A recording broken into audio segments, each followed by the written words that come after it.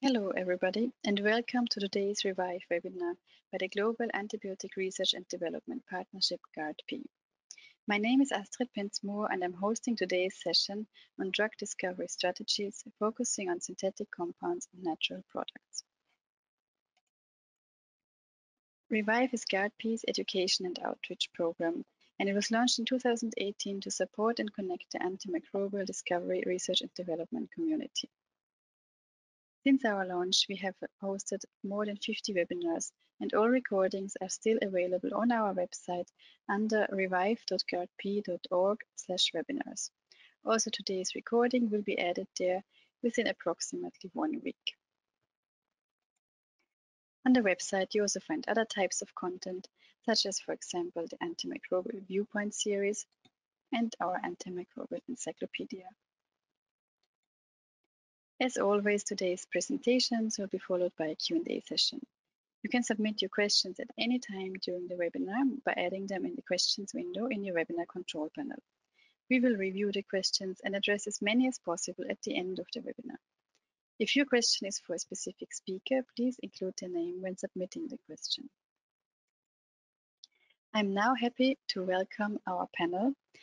Our speakers are Heike Brötz-Oesterhelt from the University of Tübingen and Scott Hacker from Qpex Biopharma. Our moderator is Kim Lewis from the Northeastern University. Kim is a University Distinguished Professor and Director at the Antimicrobial Discovery Center at Northeastern University in Boston. He obtained his PhD from the Moscow University in 1980 and has since been on the faculty of MIT, University of Maryland, and Tufts University prior to coming to Northeastern. He has also authored over 100 papers and is an inventor on several patents. His findings include the development of general methods to grow previously uncultured bacteria that make up 99% of the biodiversity on the planet, the discovery of the culprit of recalcitrant biofilm infection, drug-resistant persister cells, and several novel antibiotics. Apart from his work in academia, Kim has served as a consultant to the pharmaceutical industry, biotech, and is a co-founder of Novo Biotic Pharmaceuticals, Arietis Pharma, Holobiome, Flightpath, and Odyssey Therapeutics. So with this, I would like to welcome you, Kim. You can now switch on your webcam and start your short introductory presentation. Thank you very much. I'm handing over to you. You will have slide control in just 1 second. No worries. Thank you, Astrid. So I'll just repeat briefly what I said, and that is that we have a pretty broad range of topics today, but that is not everything. We're not talking about phage display vaccines or modulating the immune response. I will give you an overview of about 10 minutes of where the state of the art is in these two large subfields. My lab primarily focuses on natural products, so most of the actual data that I will show you, summary data, right, will be from there. But let me start with where the problem lies for natural products. It lies here in the probability of discovery. If you had in the 1940s a library of 100 or so actinomycetes, sort of the traditional focus of screening, then with a probability of a couple of percent, you would have discovered streptomycin. That's exactly what Selman Waxman did in 1944 and got a Nobel Prize for that and for the method of screening actinomycetes. So then you see the probability drops as the global library of strain screened increases, the probability drops. By the time chloramphenicol is discovered, all compounds acting against gram-negative bacteria are exhausted. Apparently, I don't think that actinomycetes have more drug-like compounds that hit gram-negative bacteria. Then we go into gram-positives, and here's our last one, daptomycin. You see that the probability of discovery collapses really from this group of bacteria. So then the question is where to go from here, what to do. This is the overall pipeline of discovery from initial sample to clinical studies. And the main bottleneck is, of course, here, based on what I just told you, and that is the initial sample. What are the bacteria that are going to be replacing actinomycetes? What to look at? So here is a short summary of what, just a moment, of what my group has been doing, and that is going outside of actinomycetes, starting with growing on cultured bacteria, and in collaboration with Novobiotic.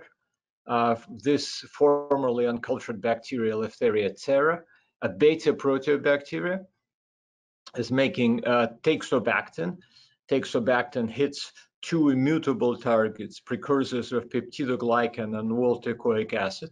And so this is the first antibiotic with no detectable resistance, which is now in development. It acts against gram-positive bacteria only, but is certainly something new and interesting. And another interesting thing about it is that it forms a supramolecular structure. Once it binds to its target, that structure is irreversible, so it's analogous to covalent binding.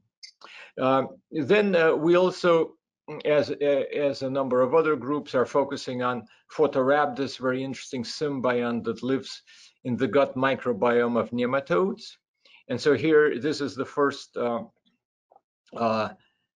interesting compound that we found from Photorhabdus, darobactin. It hits a supposedly undruggable target BAM-A on the outer membrane of gram-negative bacteria. This compound is also in development. And then another compound that we discovered by a computational approach, going outside of sort of looking for things that are only distantly related by homology to the operant that codes for this compound. We discovered dinobactin, which also hits BAM-A, although it's an unrelated molecule. So I'll be limiting my introductory remarks to compounds that are systemically active and with efficacy in the animal models, so are realistic leads for the development. Okay, looks like there's a bit of a jumpiness in the slides. All right, so oops. Okay, stay there. So another bottleneck I want to point your attention to, this is considered to be a traditional bottleneck in natural product discovery. Once you have, say, a zone of inhibition on a petri dish, you know that this producer is making something interesting. It becomes a separate mini project to isolate and characterize this compound before you know that, whether you discovered something new or old or junk, a toxic compound. And the vast majority of effort goes on discovering of things that are of no interest. So one approach that we've been using to very simply resolve this bottleneck of dereplication is this. Oops, jumping again. Differential screening. Differential screening, where you, let's say you have a pathogen, like in this case, Borrelia burgdorferi, causes Lyme disease, and you want something selective against this pathogen that's not going to harm our microbiome.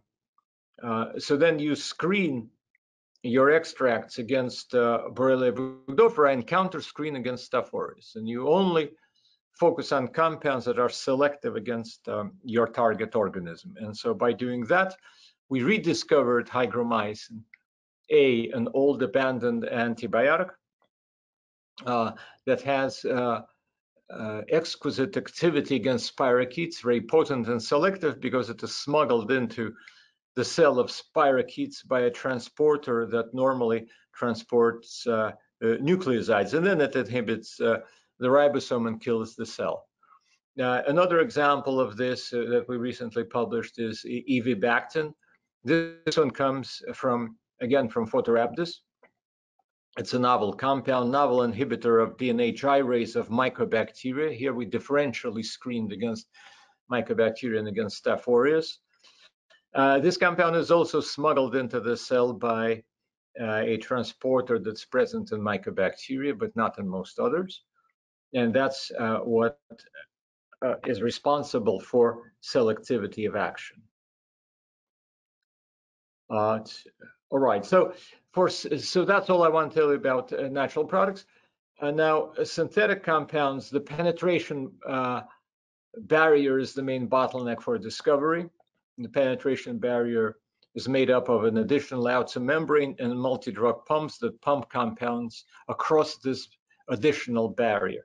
This is a barrier for hydrophilic and large compounds, and the inner barrier is, of course, an inner membrane is a barrier for hydrophilic compounds. So then you get almost a perfect permeability barrier. And these are the papers that I cite. An anatomy of this negative experience from GlaxoSmithKline and from AstraZeneca, where screening of millions of compounds did not produce realistic hits. So the question is what to do about synthetics. And there has been good progress in that area, apart from what Scott Hecker is going to tell us about today. First of all, rules of permeation are emerging, and some simple rules are, compounds should be fairly small, hydrophilic, low number of rotatable bonds, meaning rigid, flat, positively charged. So Paul Hergenrother published here the first rules for E. coli. Other people are joining this effort. I want to highlight some works from Helen Zgurska and her colleagues that are contributing to formulating the rules. Once we have the rules, then of course that will help medicinal chemistry, will help you to figure out a structure-activity relationship for compounds, not only for the excellent binding to the target, but also for decent permeability. So you have to do two things simultaneously.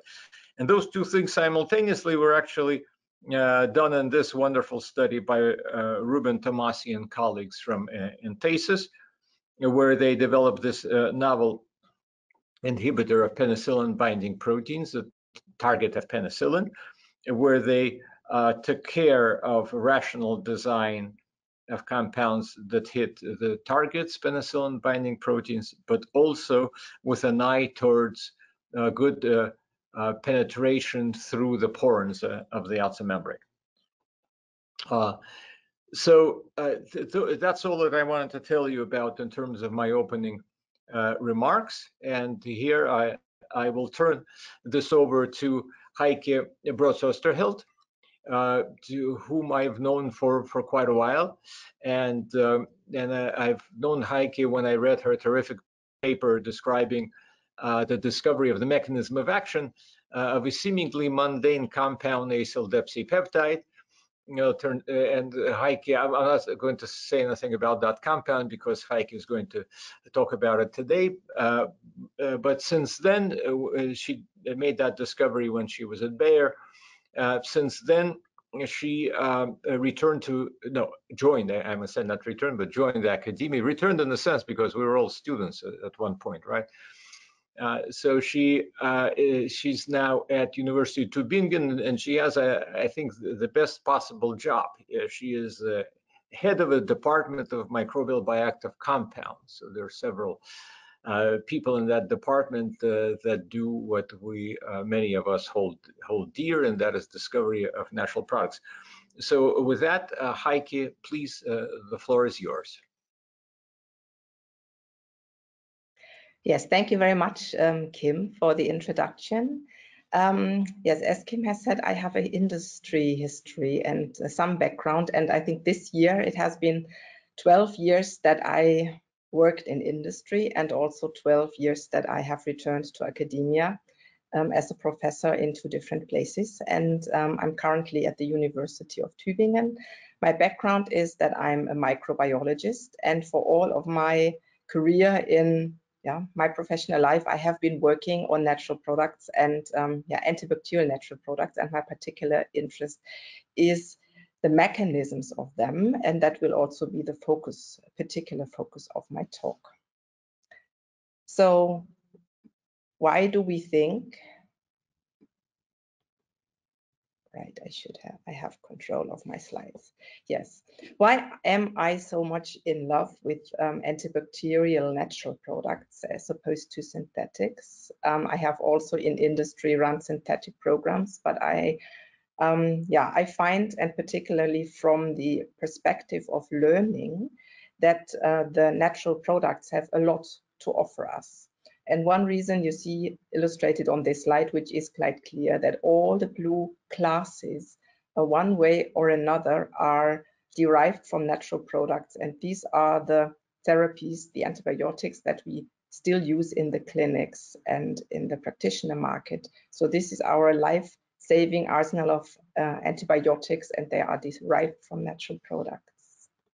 And natural products are different.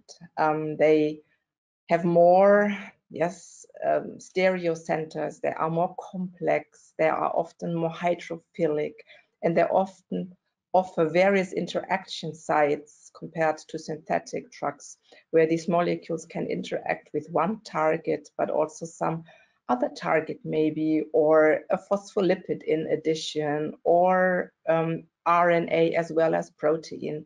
And that fosters polypharmacology, which is beneficial in terms of slower resistance development. So at Tübingen, I think this is basically the place to be, or for me it is, when working on natural products and natural products antibacterials, because we have a number of colleagues in microbiology, in chemistry, in the pharmacy department, all dedicated to the natural products.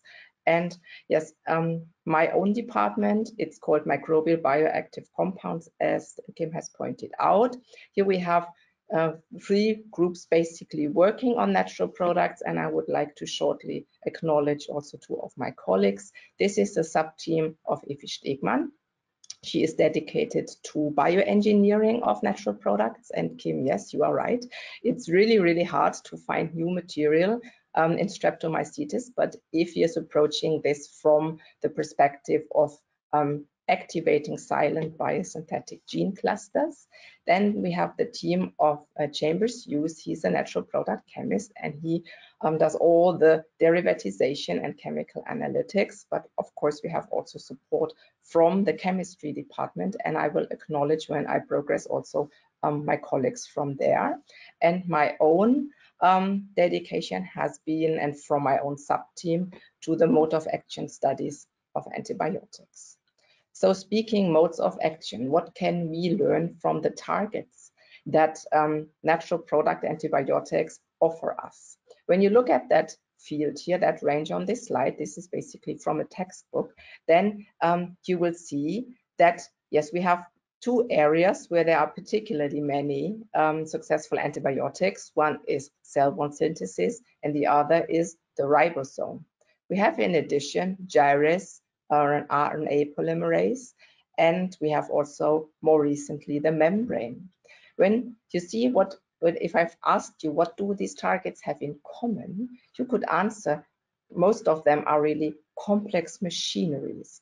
There are actually very rarely just single enzymes, metabolic enzymes that nature has selected itself as targets for successful antibiotics that we can use for decades in systemic therapy. Yes, we have the folic acid metabolism, but we have 2 drugs here that we use in combination that act both within the same pathway. So this is the first take-home message I want to give you. Complex machineries make good targets. Here we have a look on the machinery of bacterial peptidoglycan synthesis, cell wall synthesis.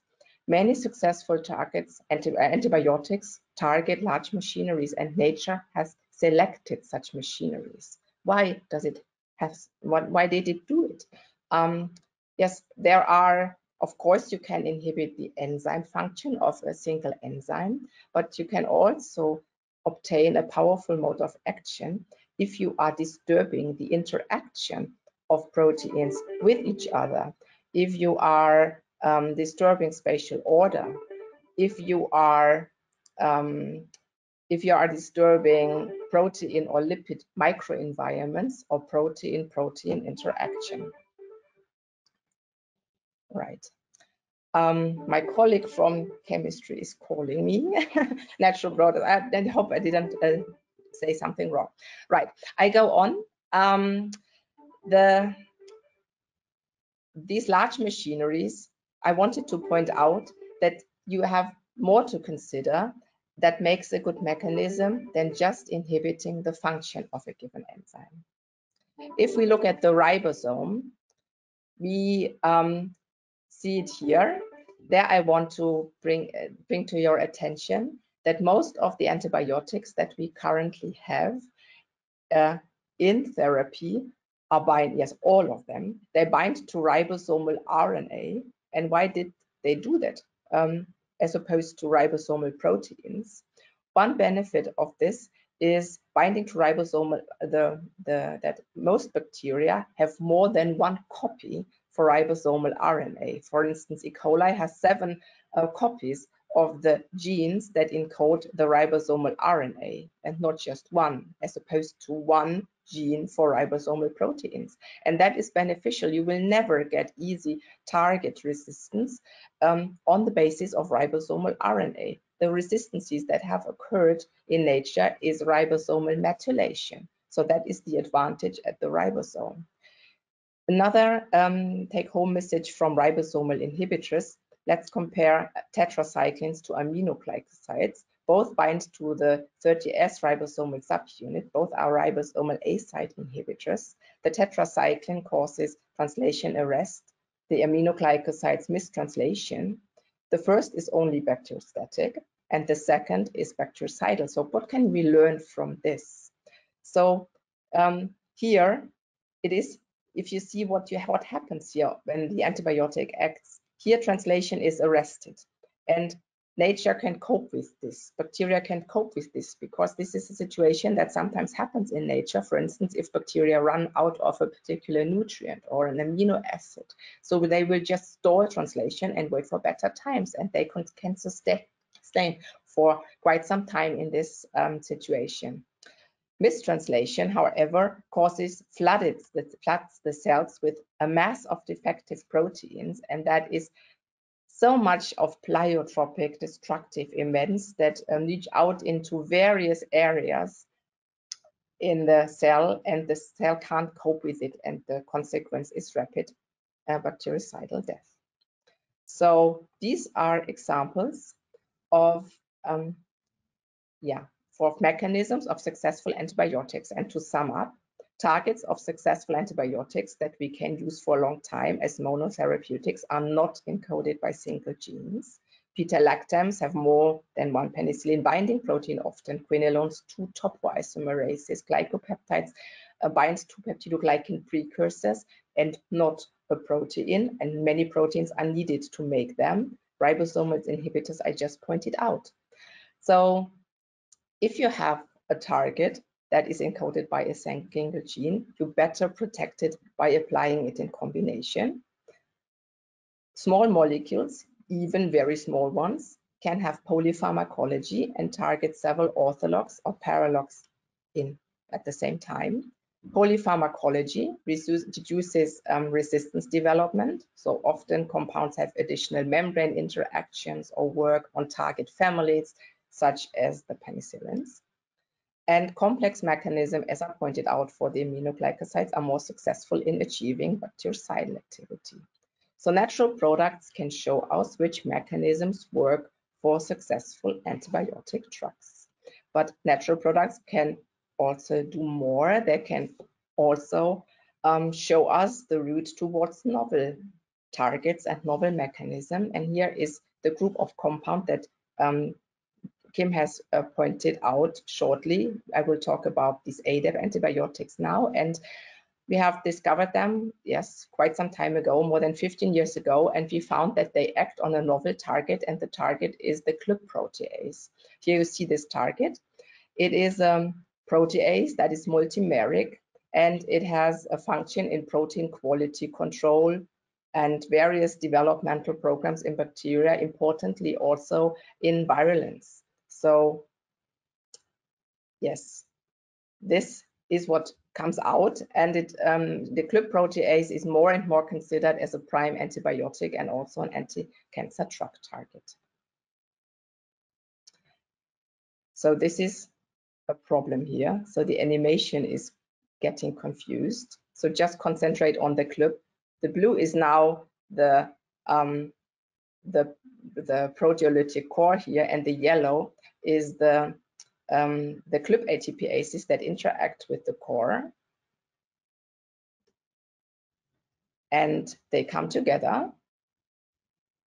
And it's the function of the yellow Qp ATPases to bind the substrates, to carry it to the proteolytic core and fold the substrate and thread it into the proteolytic core, and then only then protein degradation can take place. So if now this is the natural product, ADAP, and this is an optimized derivative switch with higher activity against gram-positive bacteria, especially Staphylococcus aureus, for instance. If these antibiotics now come to the system, they bind to the proteolytic core and they prevent the Qp ATPases from interacting with the core. And then something happens that normally never happens in nature. Now this proteolytic core that is normally tightly regulated, that can only degrade proteins carried to it by the Qp ATPase, it is now unleashed and it sets out to degrade proteins that are not meant to be degraded. And how can this work? We have been working on this for many, many years. The molecular mechanism is known. So normally this Qp ATPase is in a conformational equilibrium between these two states. One is called compressed state and one is called extended state. And we see here the top view on the apical surface of Qp, and you see that these very, very tiny pores here, there are almost, yes, very tiny, sometimes really closed.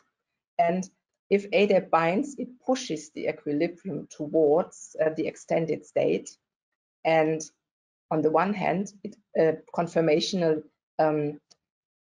movement is set into motion that opens the entry pores to the proteolytic chamber. And at the same time, an allosteric activation occurs that puts here the active sites, they are in the wrong conformation for catalysis, and here they are in the absolutely right conformation for catalysis. So ADAP, the natural product, is an allosteric activator across a long distance, and it opens the pore, and that is a very sophisticated mechanism for a compound that I doubt you would ever have invented yourself if you had just thought about it on a sheet of paper. So this is something that nature showed us. It is a molecule that is produced by Streptomyces, so Kim.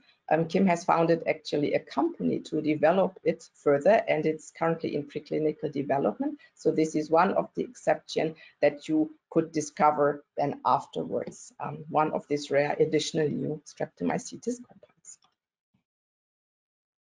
ADAP's potential as a drug lead, it is has strong antibacterial activity against gram-positive bacteria, activity against multi-resistant pathogens, no strong pre-existence in the environment, active against resting cells, that is very important. So because of this mode of action, the cells do not need to grow, just this protease is let loose in order to degrade also proteins that are available, affecting also resting cells. And combination therapy is recommended, and in combination, Tim has shown that for many compounds in vitro, also in animal models, Staphylococcus is eradicated from the infection site. So natural products can lead us to new targets. They can also show us new binding sites at established targets. For instance, lipid 2. Yes, it is the target of vancomycin, but many new lipid 2 binders have been found over the last decade, and it can show us powerful polypharmacology of natural products. And from me at the university, even if I don't find the ideal drug, right? Antibiotics or natural product antibacterials are ideal tools for studying the targets and the bacterial cell biology and the function of targets for this bacteria. The next story I want to tell you is again a natural product and a different story. This is a compound derived from the human microbiome, and here I want to acknowledge two groups, the group of Andreas, especially in Tübingen, and Stefanie Grond. Andreas, his focus is microbiome and staphylococci, and he started this study here actually, and it is known that about 30% of people carry Staph aureus in the nose, but that also means that 70% don't. So why does S. aureus stick in some noses and others not? And well, they found that another staphylococcus called Staphylococcus lugdunensis, whenever a person was a carrier of lugdunensis, then it had a much lower chance of carrying also S. aureus, as if the lugdunensis would somehow inhibit and interfere with the carriage of the S. aureus. And they found that the lugdunensis strains, they produced a compound that they called lugdunin that inhibited the growth of Staphylococcus aureus. This is an aureus layer, and this is lugdunensis, and this is a lugdunensis strain where the gene cluster for lugdunin production has been knocked out. And this is the molecule. The structure was elucidated by Stefanie Grond. It is the first bacteriocin or antibiotic produced by a non-ribosomal peptide synthase. Yes, and this group of molecules, the first isolated from the human microbiome. So here you see how the lugdunensis strain competes with Staphylococcus aureus. S. aureus has a head start. It's 90% S. aureus here, and over a couple of days, it's eradicated. And here, the pure lugdunin also inhibits the growth of Staphylococcus on mouse skin.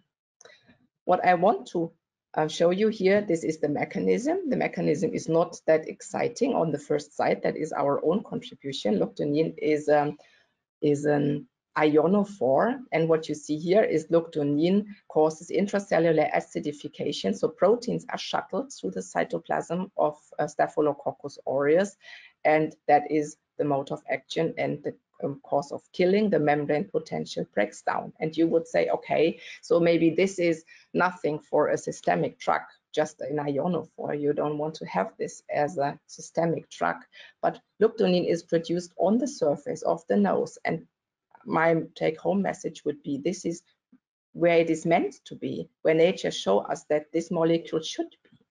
Because lugdunin has also additional activities, and that is work of the group of Birgit Schittek here in Tübingen. She is working in the dermatology department, and she found out that lugdunin acts in synergy with further factors produced by commensals from the microbiome, and together they help to eradicate S. aureus infections. It triggers the production and release of host defense peptides and also recruits immune cells to the site of infection.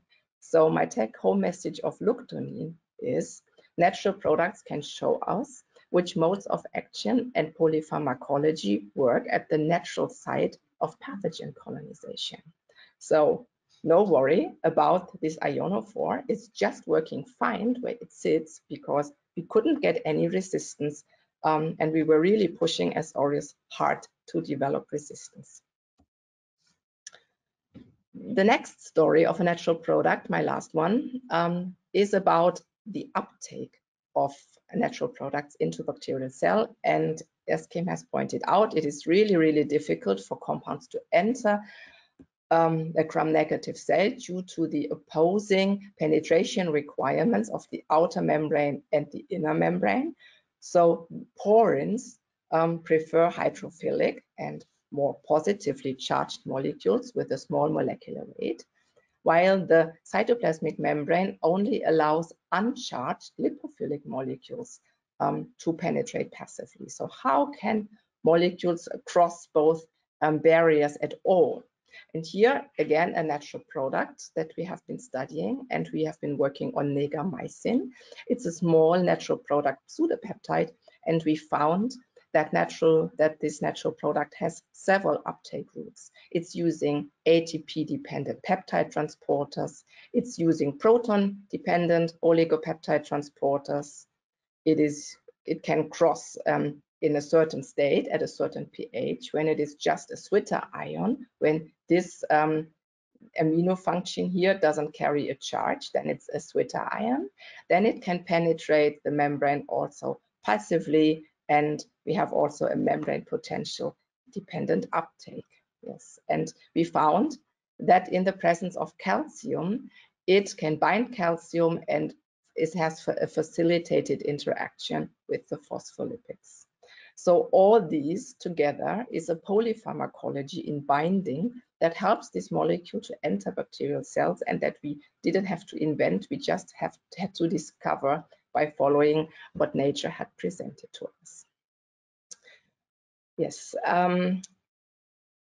the benefit for the negamycin is that also here it's difficult, very difficult to get a resistance level that is higher than a factor of 2 or 4, because even if we mutate the main uptake route, there are several other uptake routes that are still offered to the molecule. Natural products can show us new routes of uptake and combinations of uptake routes that reduce resistance. The last point is methodology development. And yes, Kim is completely right. Rediscovery of known natural products is really more common than an exception. And this is the big challenge for today. How do we find the new molecules? And here we wanted to contribute from the biology side, and we developed a bioreporter strategy. So we put the beta-galactosidase behind certain promoters that in a previous large-scale transcriptomic screen had been shown to be induced when certain kinds of stresses were acting on bacteria. For instance, let's say the bacteria were feeling a cell envelope stress, or they were feeling translation stalling or RNA synthesis interference, then a certain promoter would set off. And we have validated all of these bioreporters intensively, and this is the study which we did with 300 producer strains from the Tübingen strain collection, and to show that we can really use these bioreporters with the producer strains themselves without any kind of purification. Normally, the natural product people often like to see these inhibition zones, and we give them inhibition zones with a blue halo, not only telling them that in the strain is producing an antibacterially active compound, but then telling already this is a molecule that interferes with DNA synthesis, for instance. These bioreporters are useful along the entire purification pipeline. We have them working with the producer strains with isolated fractions. Here you see the fractionation process, and you can see where your bioactivity of interest is sitting. You even see that it may be eluting in several places, that there might be a derivative here. What natural product people often do is they start on agar, and then they will see, look, can I produce my molecule of interest also in liquid culture, because it's much easier to extract and purify from liquid culture. But the bioreporters would now show them that here on agar, a different molecule is being produced than in liquid. So also for this kind of differentiation, the bioreporters are good for. You can use them to detect polypharmacology in a single molecule. You can use them also to study synergy and interaction of molecules. So technological progress in chemical analytics is important and has been made, and is also needed in biological screening in order to help deconvolute the natural product extracts and to arrive at new molecules and new natural products. Nature provides good starting points, and it's really fun to work with natural products. Nature has pre-optimized for antibacterial potency, complex and efficient mechanism of action, and as I told you, it leads us to new targets. But nature has never had a necessity to optimize for several other things that we are desperately needing in a drug. And that means in order, like if a natural product lead brings you up to here, if you want to find a drug that is at the mountaintop, you have to invest much more of your time and energy. You have to understand the biology of your molecule and your chemistry well, and you have to be patient in order to learn enough about the molecule to make it better and to make derivatives that go the last step. Right. With that, I want to acknowledge my own mode of action team. I want to dearly acknowledge all of the many collaborators working with us in the past, and yes, also the Luctonin team. Excuse me. All right, thank you. And these are 2 or 3 large structures for people who want to learn more about what my colleagues and other people are doing in natural product discovery in Tübingen. The CellMap Collaborative Research Center, here we have 30 PIs working on fundamental science of antibiotic mechanisms and the biosynthesis of natural products. The Cluster of Excellence Controlling Microbes to Fight Infection works on structures from the microbiome. And the German Center of Infection Research has the focus towards translational projects and preclinical development of antibiotics. So thank you very much for your attention. Thank you, Heike, for a very interesting presentation. It's a reminder to attendees of this podcast. If you have questions, please type them in the chat. We will have a discussion after the second talk that will be given by Scott Hecker. So Scott has been in the industry as a medicinal chemist for 35 years. He was most notably, at least from my perspective, where antibiotics are concerned, was part of Mpex, Rempex, and now Qpex. These are sort of different iterations of a team that was focused on developing novel beta-lactamase inhibitors. That team has been incredibly successful, and Scott is going to tell us about not only the compound I understand that they already have in the clinic, but also what they have been up to more recently, and the more recent work is always more exciting for those who do it than the past successes. So Scott, please. Thank you, Kim. And I'm just making sure I have control. Good, I do. So thank you very much. Heike, great talk, a very tough act to follow. Fortunately, I won't have to talk about natural products. What you'll hear about mostly today is completely synthesis and synthetic medicinal chemistry and drug discovery. First, a couple of words, excuse me, about Qpex. Kim has already alluded to our history. So this is the team that discovered Xeruborbactam, the first boronic acid beta-lactamase inhibitor, FDA approved in 2017. And the company now is focused on 3 development programs. One that we call Omnivance, which is intravenous Xeruborbactam, our new generation agent that I'll talk about today. The oral version of that, Orovance, and then finally a compound I won't be able to tell you about today, Qpex 9003, that is a synthetic lipopeptide of the polymyxin class. So we are getting our natural product experience in.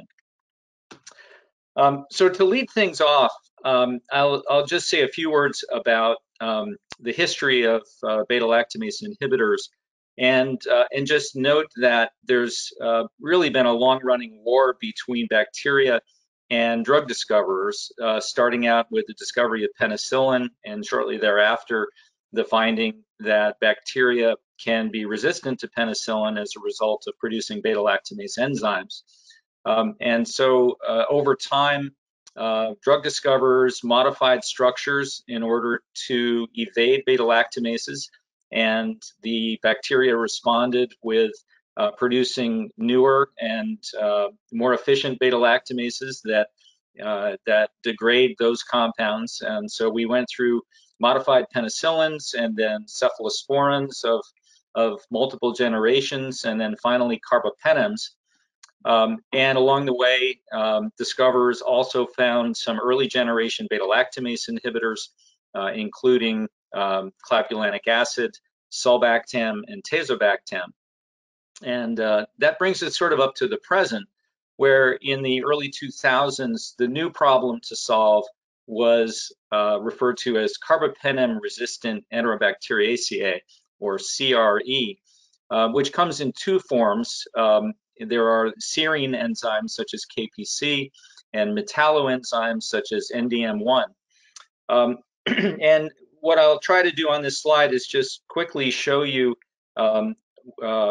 first of all, what the primary driver was and how the new agents solve some problems and not others. So ceftolozane, for example, is a relatively new cephalosporin that is fantastic against Pseudomonas. The developers added tazobactam in order to give it some coverage of ESBLs, extended spectrum beta-lactamases. But there's really no coverage of CRE or of the beta-lactamases in Acinetobacter. Avibactam was a phenomenal discovery, was the first new generation beta-lactamase inhibitor that was approved, and it covers class A and class C enzymes, ESBLs extremely well, also covers CRE, and it's quite effective against Pseudomonas.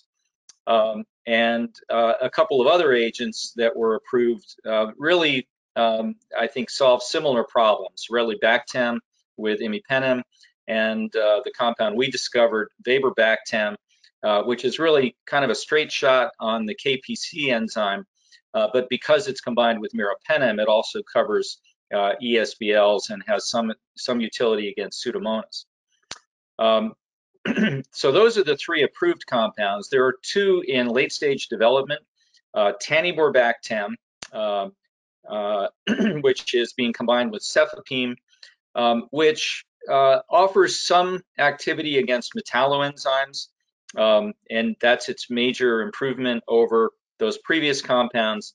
And then quite differently, Durlobactam combined with sulbactam is really a straight shot on Acinetobacter and is not intended for use against any of these other organisms. So the real dilemma, I think, for new drug discovery, and the reason for doing research, is to cover Metallo enzymes and Acinetobacter. That's our real focus in this program. So I'd like to start out with, where did our pharmacophore come from?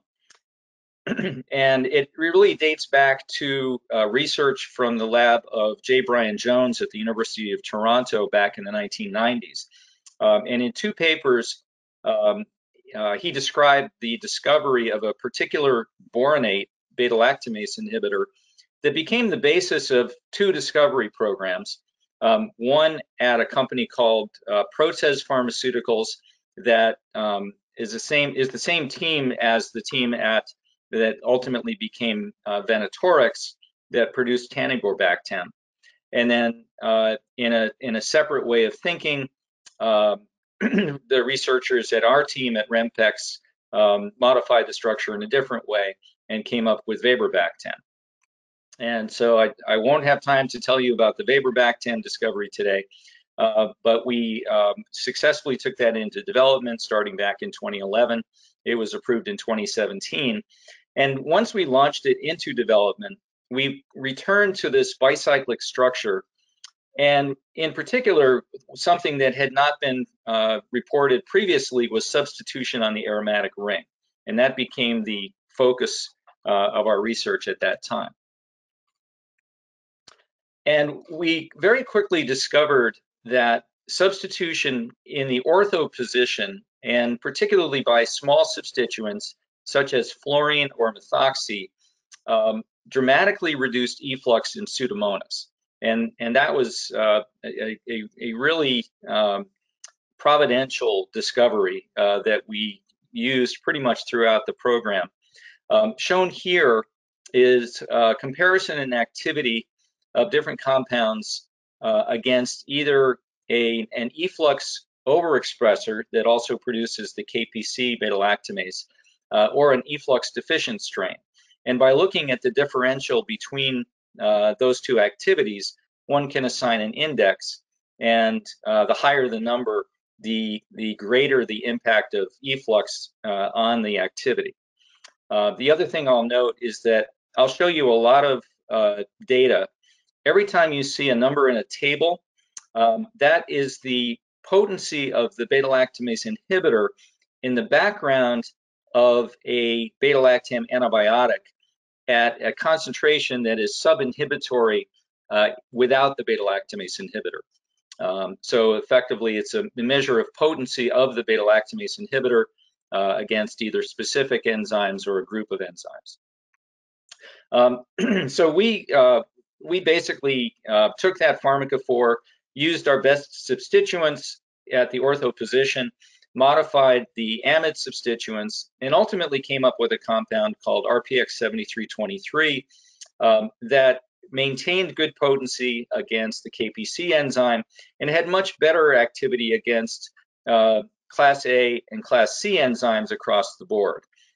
Still no activity against Metallo enzymes or against Class D enzymes, or modest activity against the Class D enzyme OXA48.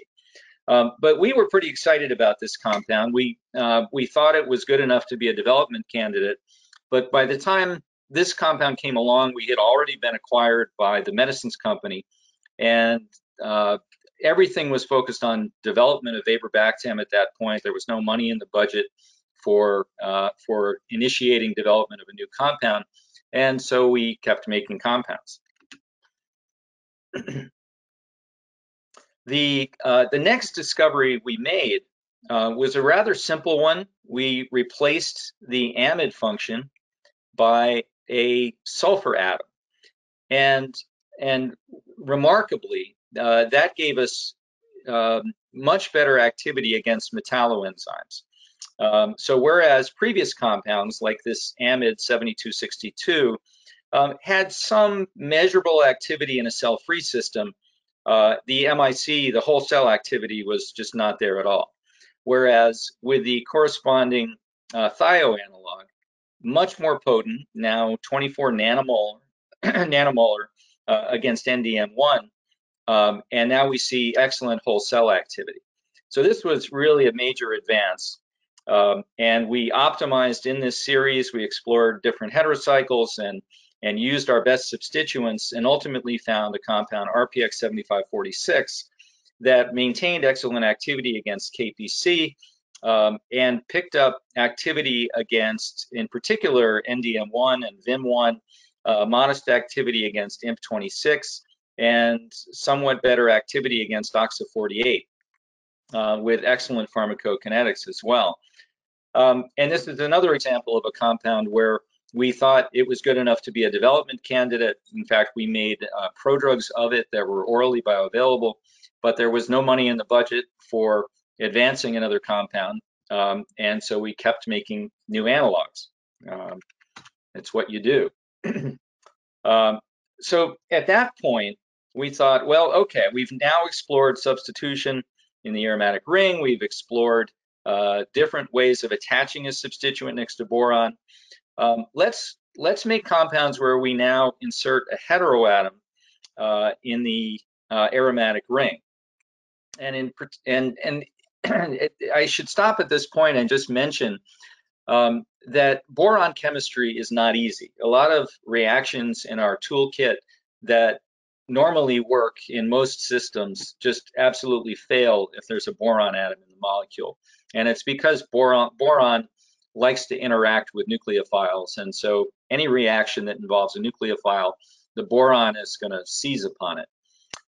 And we were a little worried about how we would make this compound. It might take months to be able to derivatize a pyridine in such a way to be able to install these groups.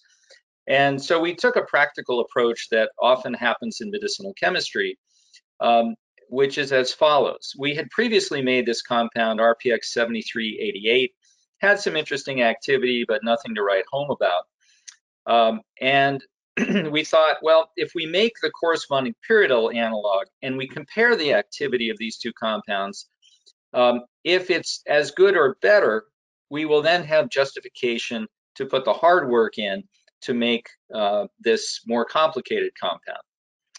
And it's great that we did that, because what we discovered is that we don't actually need the substituent next to the boron at all. And in fact, the activity improves dramatically, particularly against the class D enzymes of Acinetobacter. So shown here are our previous lead 7546 that I described previously. Here's 7388, which is the all-carbon analog. And then in this compound where we've introduced this pyridine nitrogen, now we maintain exceptional activity against garden variety enzymes, the class A and class C enzymes, as well as KPC, very importantly, super potent activity there. And now we've got excellent activity against the class D enzymes of Acinetobacter, and even maintaining good activity against NDM1 and not so good against VIM. So this was really exciting, and we said, okay, let's further this discovery by now going back to the all-carbon series, but now introducing our favorite substituents, methoxy and fluorine. And that turned out to be a very productive exercise, producing in particular this compound 7610 that has phenomenal activity against both the class D enzymes of Acinetobacter, as well as both NDM1 and VIM1 of the Metallo family. So this was an amazing compound. And in fact, for a short time, we thought it would be our development candidate, and we got started on scale up. And by now, we'd convinced the powers that be that we really should put some money into developing a new agent. And so we started advancing this, and it was when we did pharmacokinetics in monkeys that we discovered a problem. And that problem was oxidative deboronation that produced this metabolite M1, which wasn't necessarily a major problem, except that in monkeys, this metabolite had extremely high protein binding and did not clear.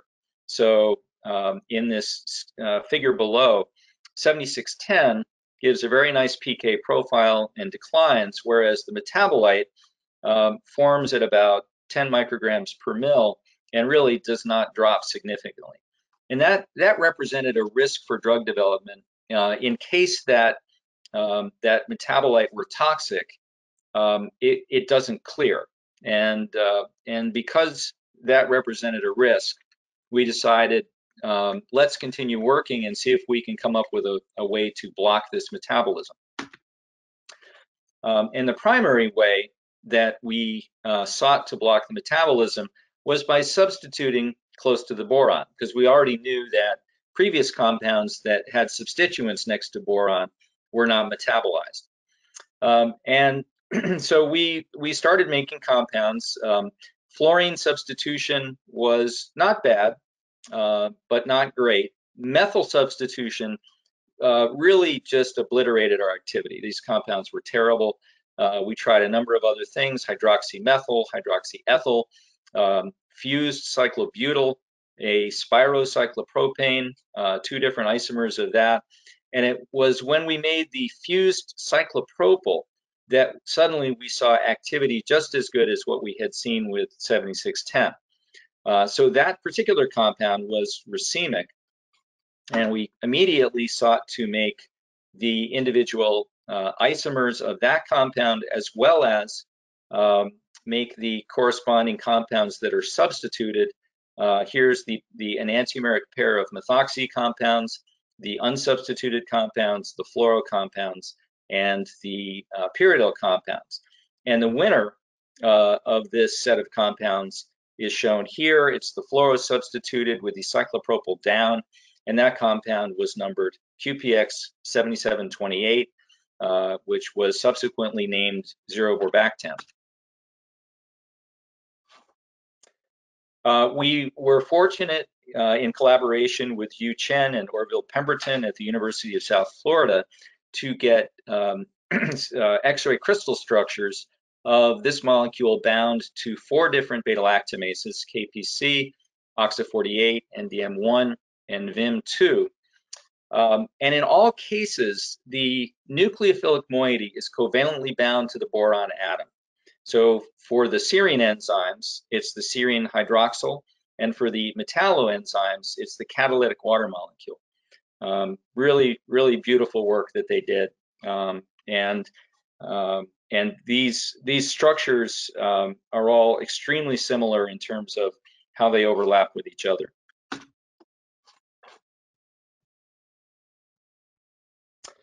We profiled 7728 against a large number of beta-lactamases in terms of their cell-free activity. So these are biochemical studies.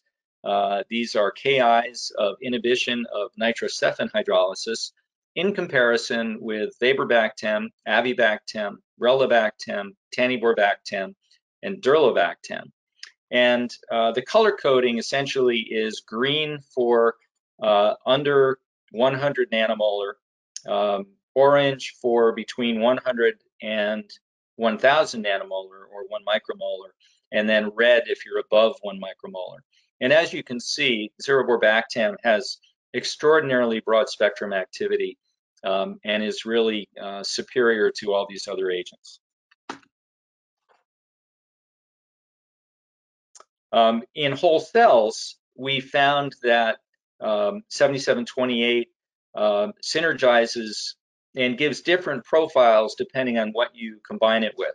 So with cefepime, if your goal is to be carbapenem sparing, you get excellent coverage of ESBLs and KPCs. If your goal is Pseudomonas coverage, we see excellent synergy with ceftolozane with an MIC90 at 1 microgram per mil. With meropenem, we get a pretty good broad spectrum agent with good coverage of ESBLs, of CRE enzymes, of Acinetobacter, and respectable coverage of Pseudomonas. And then in comparison here, we're just showing ceftazidime, avibactam, and meropenem with Vaporbactam. So different beta-lactam partners show different advantages, which suggests that in the future we might be interested in developing this agent as a standalone to be combined in the hospital pharmacy under the direction of the clinician with the appropriate agent depending on the profile one is searching for. We did in vivo studies with a variety of different agents as trianam, biopenem, cefepime, ceftazidime, ceftolozane, and meropenem, where in all cases those antibiotics are ineffective against this particular strain of Klebsiella. Shown are the potency in combination with 4 micrograms per mil of Qpex 7728. So in each case, we get extraordinary potentiation. And in each case, we see excellent efficacy with typically more than 2 log kill in terms of CFU per thigh. So why is Qpex 7728 so good? And Kim alluded to this in his introduction when he talked about permeation. This molecule is very small. The molecular weight is only 222. It's quite polar. The log D at pH 7.4 minus 2.85. Kim alluded to rotatable bonds. There is only one, and that's this attachment of the carboxylate to the benzene ring. And it's really shown well by looking at activity in comparison with Vaporbactam against 3 isogenic strains of Klebsiella. In the case of the wild type, and this is in combination with meropenem, where meropenem alone has an MIC of 16 against the wild type organism. And Veibarbactam works very well, and Qpex 7728 works equally well. If you then introduce non-functional porins, which is a major mechanism of resistance in Klebsiella, the wild type, the MIC to meropenem alone rises to 256, and Veibarbactam actually is only marginally effective, where in combination the MIC is 8 micrograms per mil, whereas with 7728 it's 0.25. And the reason for that is that Veibarbactam, its permeation into the organism is dramatically affected by those porins.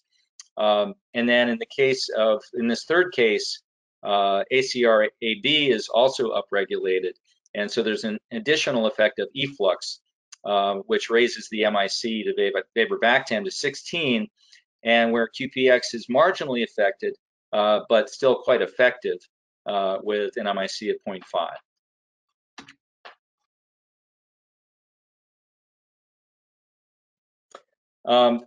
Back in the spring at ECMID, the phase 1 pharmacokinetics of 7728 were reported, and it shows excellent exposure, and in particular, a very long half-life, which is about 12 to 14 hours. And then if you sample out longer, it's got a very long terminal half-life, up around 24 hours. The human protein binding is about 90%. And I'm going to see if I speed up just a little bit in the interest of time. I don't have time to talk about the prodrug program, but we have published on this. We had a prodrug program and identified this isobutyryl derivative, which shows excellent pharmacokinetics. And in particular, if you look over here on the left-hand side, this is the prodrug disappearing. So it's cleaved extremely rapidly, and we see roughly 80 to 100% oral bioavailability. So in summary, our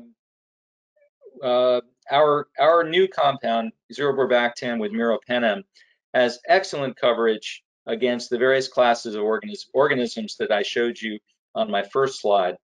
And we believe it really will be an excellent addition to the physician's armamentarium.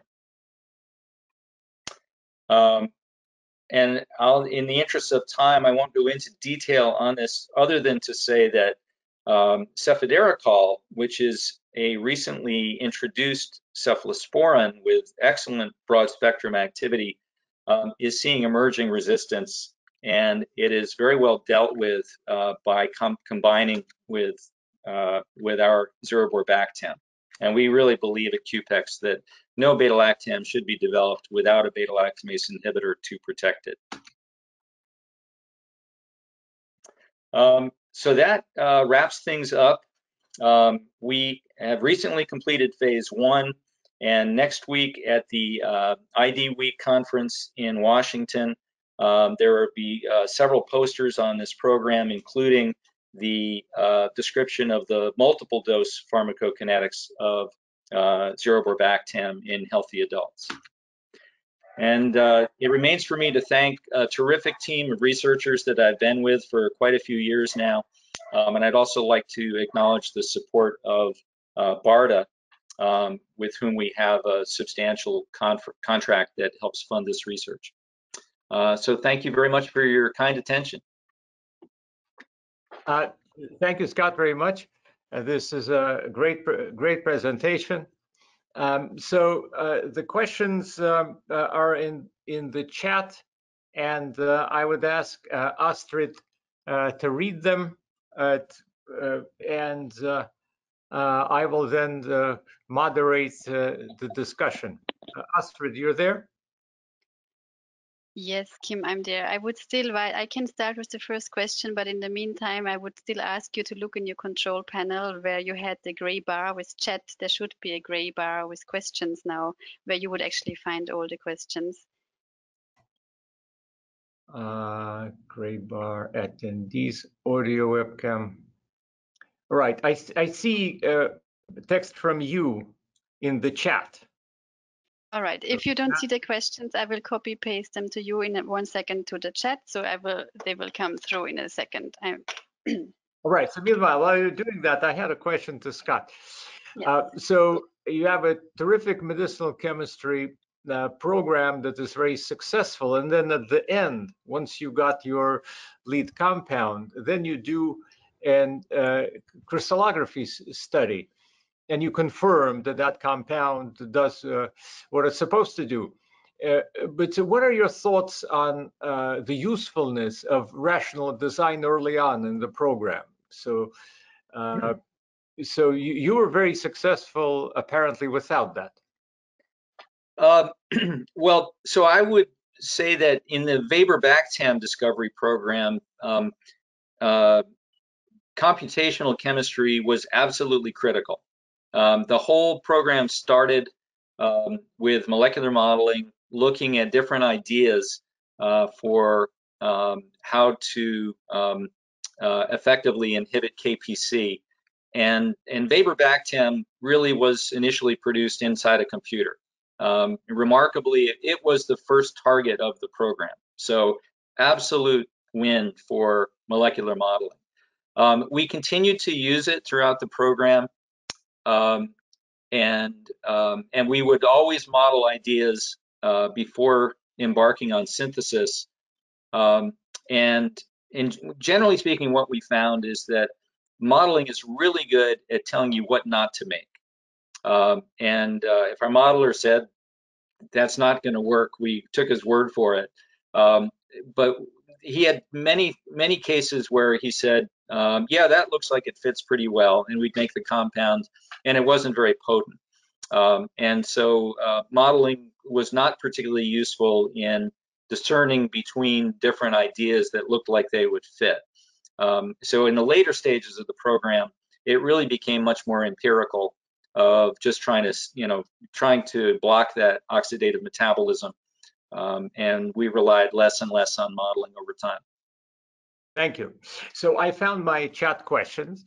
So I have a question here from a participant. How often does the organism develop resistance to natural products? So that's, I suppose, for Heike. There is no clear answer to that. It depends on the natural product, on the mechanism of the natural product, the extent of polypharmacology, and the uptake route. There are compounds that have a very nice target, not so prone to resistance development, but they need to be taken up by a transporter, and this is where resistance goes, or that are prone to efflux, and upregulation of an efflux pump will do the job. Or what I said, like if it's just a single enzyme target, then yes, then we have already resistance rates in the range of 10 to the -7 or -8. Thank you, Heike. So another question, a related one, how are the prevalence of resistance for natural products compared to synthetic ones, and does this challenge drug development? And that is a question for me. So I would say, if we compare, how about we take the best synthetic compounds in terms of resistance development versus the best natural. That may be a reasonable comparison. So the best synthetics in that regard would probably be the fluoroquinolones that hit two targets, the NHI-rase and topoisomerase. So you have two targets. Of course, that diminishes the frequency of resistance, so you can get to around 10 to the -9, 10 to the -10 frequency of resistance. The best natural products, well, in the clinic, if we talk about the ones that are in the clinic, these would be beta-lactams, where you do not get high levels of resistance development by mutation. You get, as Scott was talking about today, you get beta-lactamases. But probably amongst those in the clinic, the best compound in terms of resistance is vancomycin. You do not get resistance, much of resistance by mutation, pretty small increase, and you need to wait for a biochemical bypass to the target pentapeptide of lipid 2 to show up in your pathogen. So from that perspective, I would say that the best natural products are considerably less prone to resistance than the best synthetics. Okay, we have a next question.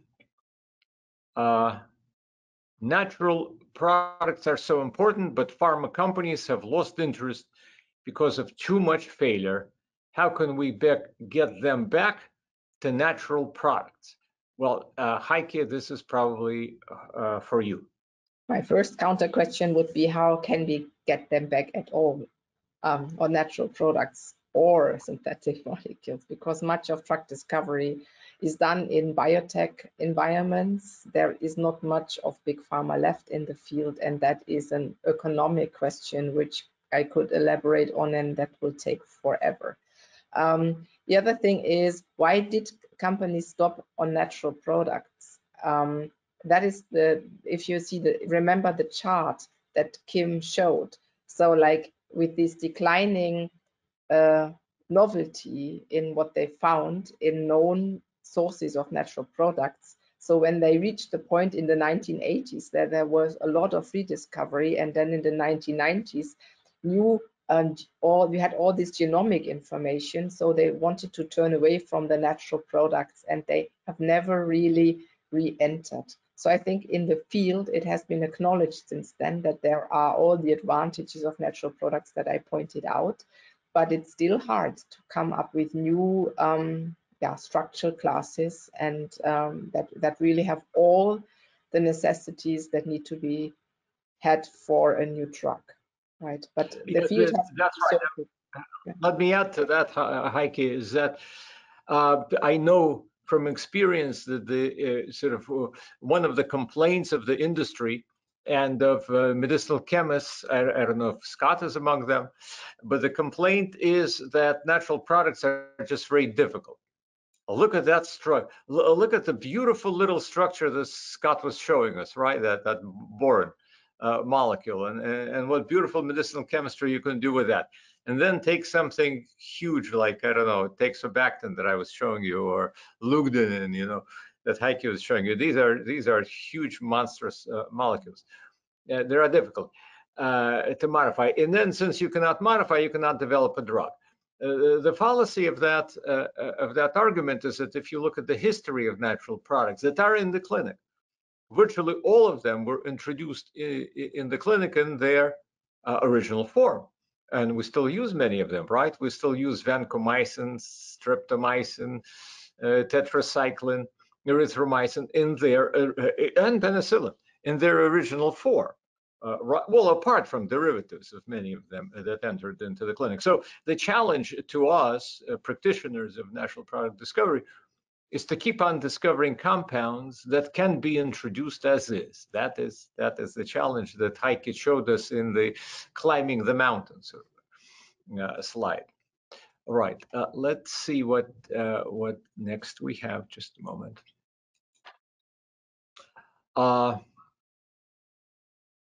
Heike, loved your talk. Very inspiring. Since you say that we can find new and better bacterial targets by learning from natural products, this seems to put a lot of importance on screening for new producers. Do you think there is a better way, more targeted, to mine for natural products? Right. So I wouldn't want to make a point to find better targets. Like Kim just mentioned, the vancomycin target, for instance. So there are great targets out there. I would be happy if I just found one as good as there is, one thing. The other question is, where do we get new natural products? People are coming up with new sources of organisms.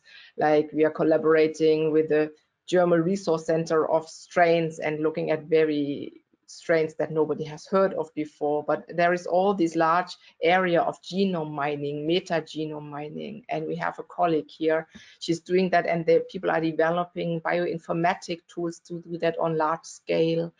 and heterologous expression is getting better, and the natural product people keep telling us and that this is hope, and that we have just seen only 1% of the chemical space of natural product secondary metabolites. And so we hope that there is much more to be discovered. Right. How are the persister cell assays for ADAP action against CLIP conducted? I'll take that one since Brian Conlon in my lab did that experiment. So the basic experiment is very simple.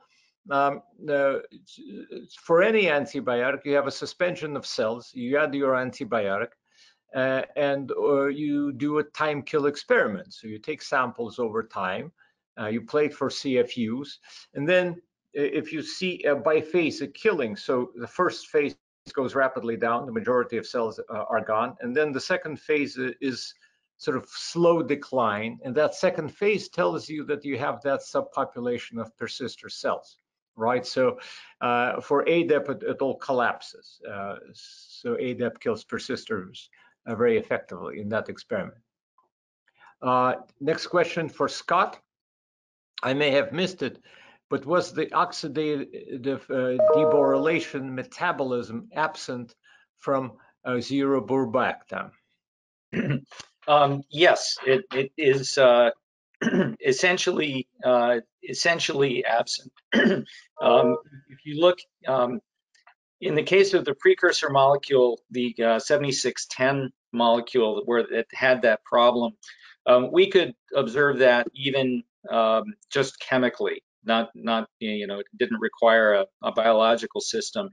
And in the case of 7728, it was much slower. And then we did not see the metabolite at all in vivo. Okay, next question for Heike. How specific are the bioreporters? So can they differentiate between compounds acting at different biosynthetic steps, such as vancomycin and teixobactam? No. That was never the aim in the bioreporter. So for the examples that you just mentioned, vancomycin, we have a LIA-I reporter that sets out if compounds bind to molecules that interfere with the undecaprynyl phosphate cycle in peptidoglycan synthesis, and we would get a signal for both vancomycin and teixobactam. We may, because the binding preferences is different for teixobactam, we might get the bit that they might be able to show us a different strength of reporter induction, a slight time set difference in reporter induction, and we have another reporter pointing out just general membrane interference, and that might be a bit stronger for instance, teixobactam. But these are details, and for that you always have to have like the references in order to be able to distinguish these effects. Yes, you get differences, but you won't get the clear answer. Thank you, Heike. So it looks like the session is coming to the end. We have exhausted our questions so far. So I would like to thank both Scott and Heike very much. Astrid, do you have any concluding comments? Yes, so thank you very much, Kim, for moderating the sessions. And thank you to our speakers, Heike and Scott, especially Scott, who actually jumped in on a very short notice, as unfortunately another speaker could not join us also on a short notice. Again, for everybody who was on the line since the beginning, I apologize that there was a little bump at the beginning. We will send out, as always, a follow-up email to all participants in which you will find a link to the recording. The recording will be corrected, so you can watch the very beginning of the webinar, which was essentially an explanation of the REVIVE program and a more extensive introduction of our great moderator, Kim, which unfortunately I cut short in the end. Now I would like to point out we have 2 more webinars coming up, one in November about the regulatory aspects in the clinical development of antibiotics with speakers from FDA and EMA, and another webinar in December about influence of biological sex in infectious disease. These webinars are not yet on the REVIVE website, but it will be added there very soon, and then you will also find the registration links there. All right, so this was all from my side. Again, thank you everybody for joining and for contributing with your questions. I hope it was very useful for everybody despite a little technical glitch in the beginning. And please share our webinars in your network and join again. Thank you and goodbye. Thank you, Astrid. Goodbye, everybody. Bye-bye.